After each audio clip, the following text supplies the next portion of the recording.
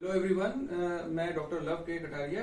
आज हम लोग बात करेंगे स्टमक 4, 5, 6 और 7 पॉइंट्स की। तो चलिए फटाफट देख लेते हैं स्टमक 4 पॉइंट को। स्टमक 4 पॉइंट का नाम है डाइकैंग। और चलिए इससे पहले हम इसको डिस्कस करें, पहले इसकी लोकेशन देख लें। तो लोकेशन, इसको लोकेट करना बड़ा ही आसान है। इसके दो तरीके हैं, या तो इस प्यूपिल लाइन से आप कॉर्नर ऑफ द माउथ के पास चले जाएं, या कॉर्नर ऑफ माउथ से 0.4 चुन बाहर की तरफ चले जाएं, दोनों तरफ। तो लगभग यहाँ पे ये पॉइंट फॉल करेगा। तो अब जैसे आप इसकी लोकेशन देख पा रहे हैं, इस लोकेशन के, क्योंकि ये लिप्स के पास में है और लिप्स जो है स्प्लीन से रिलेटेड है, और स्प्लीन जो है अर्थ एलिमेंट का ऑर्गन है, तो इसलिए इसका नाम अर्थ ग्रेनरी है। और क्योंकि देखिए बड़ी इंपॉर्टेंट लोकेशन है, यहां से ये पूरे फेस का बड़ा इंपॉर्टेंट पॉइंट है। और ये स्पेशली जैसे विंड रिलेटेड डिजीजेस हैं, अब विंड का कारण कुछ भी हो, ठीक है, पॉइंट यही लगेगा, चाहे इंटरनल कारण से हो चाहे एक्सटर्नल कारण से हो। इसकी विंड होने की वजह से अगर ये लिप थोड़ा सा नीचे की तरफ डिविएट हो जाए और या फिर उसमें से ड्रूलिंग होने लगे, थूक बाहर निकलने लगे, ये काम ना कर रहा हो, तो ये बड़ा इंपॉर्टेंट पॉइंट है। आप देख सकते हैं कि ये जिस मसल पे फॉल कर रहा है, वो मसल, यहाँ पे दो मसल इन्वॉल्व हैं। एक है ऑर्बिक्यूलरिस ऑरिस, ये ऐसे चारों तरफ ये मसल रहती है। और दूसरी मसल जो है बक्सीनेटर, ये बक्सीनेटर इस तरीके से चीक को पूरा इस तरीके से कवर करती है। तो जो बक्सीनेटर का फंक्शन है कि ये चीक को दांत से चिपका के रखती है ड्यूरिंग चूइंग, जिससे कि खाना इधर उधर नहीं जाए और अच्छे से चब जाता है। और दोनों मिलके ये स्वेलोइंग और सकिंग, विस्लिंग, चूइंग और वोवल प्रोनाउंसिएशन जैसे इंपॉर्टेंट फंक्शंस में कंट्रीब्यूट करते हैं। तो इसलिए इस तरह की कंडीशन, जैसे कि फेशियल पैरालिसिस होती है, उसमें इस तरह के सारे सिम्टम्स आते हैं और इसका बड़ा ही इंपॉर्टेंट रोल है। दूसरा, हम लोग इसको पेन की कंडीशन में, अगर फेस पे कहीं पेन आ रहा है वहां दे सकते हैं। स्पेशली ट्राइजेमिनल न्यूरल्जिया के केस में ऐसा बड़े फ्रीक्वेंट केसेस आते हैं अपन लोगों के पास। तो ट्राइजेमिनल न्यूरल्जिया में इसको हम लोग यूज कर सकते हैं। अब इसका कारण कुछ भी हो, चाहे वो बाहर से ये एक्सटर्नल विंड या कोल्ड की वजह से ये हो रहा हो, या फिर इंटरनल रीजंस की वजह से कि भाई फायर, स्टमक या लिवर की फायर फ्लेयर अप कर रही है, या फिर एम्प्टी हीट फ्लेयर अप कर रही है ड्यू टू यूरिन डिफिशियंसी, कारण कुछ भी हो, स्टमक 4 का बड़ा बड़ा इंपॉर्टेंट महत्व है। और एक बात और बताएं कि ट्राइजेमिनल न्यूरल्जिया के केस में हमें हमेशा नीडल जो है दूसरी तरफ करनी चाहिए। जो पॉइंट डिस्कस करेंगे वो है स्टमक 5 और स्टमक 6, क्योंकि इनकी लोकेशन अगल बगल है और एक जैसे ही इंडिकेशंस हैं, तो हम लोग दोनों पॉइंट्स साथ में कवर करेंगे। तो स्टमक 5 का चाइनीज नेम है डेइंग और इसको बोलते हैं ग्रेट वेलकम।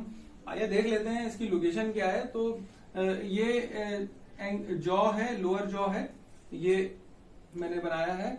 और इसमें जो मसल होती है मेसेटर मसल, ऐसे ऐसे जुड़ी होती है इससे, तो ये वो मेसेटर मसल है। तो जब आप इसको लोकेट करना है तो इसको आप क्लेंच करने को बोलेंगे पेशेंट को। तो मसल से जस्ट आगे जो जगह एक गड्ढा सा मिलेगा, वो स्टमक 5 पॉइंट है। और इस मसल के ऊपर जब आप जाएंगे, स्टमक 6 को अगर आपको लोकेट करना है, तो इस मसल के ऊपर आप एक फिंगर आप आगे जाएंगे और एक फिंगर आप ये लोअर बॉर्डर से ऊपर की तरफ जाएंगे।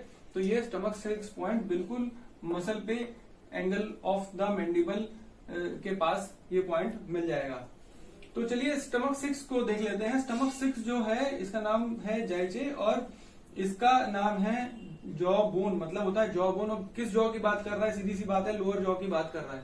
तो लोअर जॉ से रिलेटेड कुछ भी प्रॉब्लम होगी तो ये बड़ा ही इंपॉर्टेंट पॉइंट है। अब देख लेते हैं कि ये बेसिकली क्या है कि ये मेसेटर मसल को अफेक्ट कर रहा है। अब मेसेटर मसल किसी भी कारण से अगर अफेक्ट हो रही है, कुछ भी कारण है, चाहे वो एक्सटर्नल या इंटरनल विंड हो, जिसकी वजह से लॉक जॉ हो जाए, मुंह खुल ना पाए, मुंह टेढ़ा खुले, या फिर पैरालिसिस की वजह से कोई दिक्कत आ रही है, पेन आ रहा है, या फिर क्योंकि ये देखिए मेसेटर बड़ी स्ट्रांग मसल होती है, तो इसका इस पॉइंट का इफेक्ट भी ना तो सिर्फ इस लोकल एरिया पे नहीं है, इससे ऊपर भी है। जैसे मान लीजिए आई पे तक पे इसका इफेक्ट है, और साथ में इसका थोड़ा सा थ्रोट की तरफ भी, यानी मम्स वगैरह, स्क्रोफुला के केसेस में भी आप इनको दे सकते हैं। स्टिफनेस और पेन, अगर नेक के आसपास भी अगर कहीं दिक्कत आ रही है तो भी ये पॉइंट को आप दे सकते हैं। इसके साथ अगर किसी को भी, कोई पेशेंट को लोअर जॉ में, अगर दांत में, गम्स में कोई भी अगर पेन है या प्रॉब्लम आ रही है, कैविटी ठीक नहीं होगी, पेन ठीक होगा, स्वेलिंग ठीक होगी। ओके, ये बात जरूर ध्यान रखें। एक्यूपंक्चर में कैविटीज का कोई ट्रीटमेंट नहीं है। तो ये पॉइंट से आप लोअर जॉ के स्पेशली जो पीछे के ये मोलर प्रीमोलर एरिया के जितने भी दांत रहते हैं इस एरिया में, तो वो इनकी प्रॉब्लम आप इससे पॉइंट से ठीक कर सकते हैं। तो अगला जो पॉइंट है वो है स्टमक 7। उसका चाइनीज नेम है जियागुआन। इसका मतलब होता है बिलो द ज्वाइंट। तो यहाँ पे कौन से ज्वाइंट की बात हो रही है?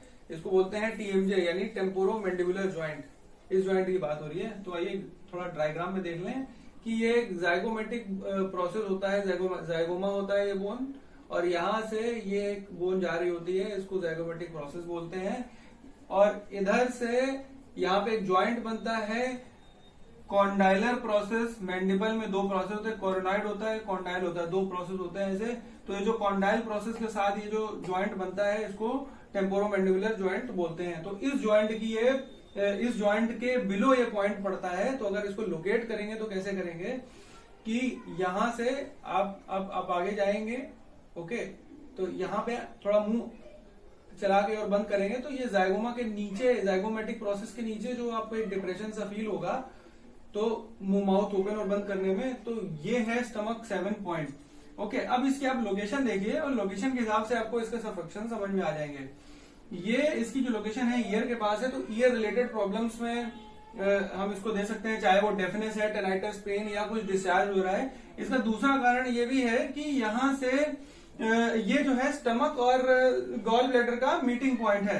तो इस और गॉल ब्लैडर जो है वो ईयर में सप्लाई मतलब से पास होता है, इसलिए ये पॉइंट ईयर की प्रॉब्लम्स में दिया जाता है। इसके अलावा ये चीक रिलेटेड जितने भी प्रॉब्लम्स हैं जैसे पेन या स्वेलिंग वगैरह है इसमें देते हैं। और टीथ, अपर जॉ में जो भी मोलर है, प्रीमोलर है, अपर जॉ में जो भी मान लीजिए टीथ में पेन है, स्वेलिंग है, गम पेन है, वहां पे दिया जाता है। अपर जॉ रिलेटेड या इस टेम्पोरोमैंडिबुलर जॉइंट के डिसफंक्शन की वजह से जो भी प्रॉब्लम आती है, जैसे मान लीजिए लॉकजॉ ही हो गया या डिसलोकेट हो गया, उन केसेस में भी ये पॉइंट इंडिकेटेड है। ट्राइजेमिनल न्यूरैल्जिया और फेशियल पैरालिसिस तो हम देते ही हैं। बड़ा इंपॉर्टेंट जो इसका फंक्शन है वो इसकी लोकेशन के अकॉर्डिंग है, क्योंकि यहां से ट्राइजेमिनल नर्व पास होती है। अब ट्राइजेमिनल नर्व क्या है? ट्राइजेमिनल नर्व एक क्रेनियल नर्व है। क्रेनियल नर्व मतलब ये ब्रेन से निकलने वाली एक नर्व है जो कि पूरे फेस में यूं सप्लाई करती है। और इसकी 3 ब्रांचेस होती हैं फेस पे आके, यहां तक एक ही ब्रांच होती है और इसके बाद से ये 3 ब्रांचेस हो जाती हैं। तो एक ब्रांच जाती है आंख पे, इसको ऑप्थेल्मिक ब्रांच बोलते हैं। दूसरी ब्रांच जाती है मैक्सिला पे, इसको मैक्सिलरी ब्रांच होती है। और तीसरी ब्रांच जाती है मैंडिबल पे, इसको मैंडिबुलर ब्रांच बोलते हैं।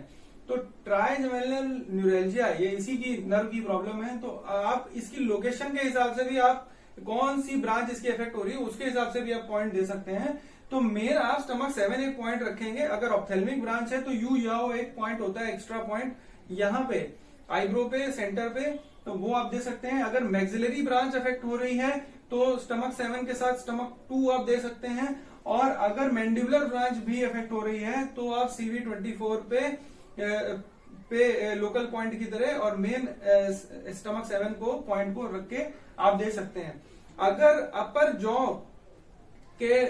जॉ में जो भी टीथ प्रॉब्लम है या उसमें पेन है, उसके लिए आप stomach 7 as a local point के साथ stomach 44 as a distal point अगर आप यूज करेंगे तो बहुत फायदा मिलेगा। हमने देखा कि 3 इंपॉर्टेंट पॉइंट्स इनफैक्ट हम लोग ने फेस पे देखे। एक है स्टमक 4 जो कि फेस से रिलेटेड प्रॉब्लम्स के लिए बड़ा इंपॉर्टेंट है।